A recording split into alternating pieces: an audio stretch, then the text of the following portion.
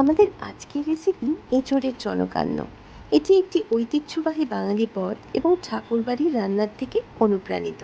উপকরণ: 150 গ্রাম সেদ্ধ করা এঁচোড়, 200 গ্রাম ভেজানো গোবিন্দভোগ চাল, 100 ml কাঁচা দুধ, দারচিনি, এলাচ, তেজপাতা দুটো করে, কয়েকটা কাজু বাদাম, কিশমিশ, আদা বাটা, ঘি, হলুদ গুঁড়ো, গরম মশলা গুঁড়ো, নুন চিনি স্বাদ মতো, আর কয়েকটা কাঁচা লঙ্কা।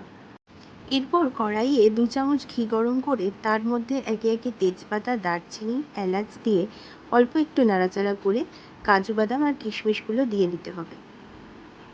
কাজু কিশমিশ অল্প একটু ভাজা হয়ে গেলে তার মধ্যে 2 চামচ আদা বাটা দিয়ে ভালোভাবে কষিয়ে নিতে হবে। মশলা একটু কষিয়ে এলে তার মধ্যে কয়েকটা চেরা কাঁচা লঙ্কা, সেদ্ধ করা এঁচোড়, নুন আর চিনি পরিমাণ মতো, 1 চামচ হলুদ গুঁড়ো সব দিয়ে এঁচোড়টাকে কষিয়ে নিতে হবে।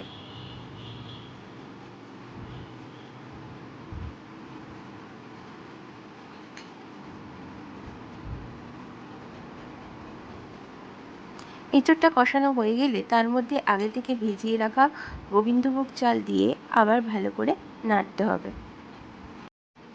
এরপর দুধ, পরিমাণ মতো জল দিয়ে একটু নাড়িয়ে ওপর থেকে ঢাকনা দিয়ে ফুটতে দিতে হবে।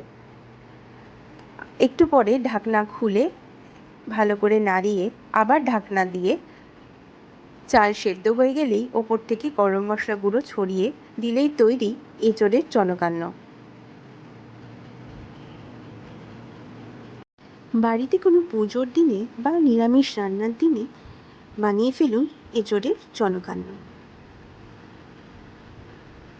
এরকম আরও রেসিপিস পেতে হলে আমাদের চ্যানেলটিকে লাইক, সাবস্ক্রাইব আর ফলো করে নিন।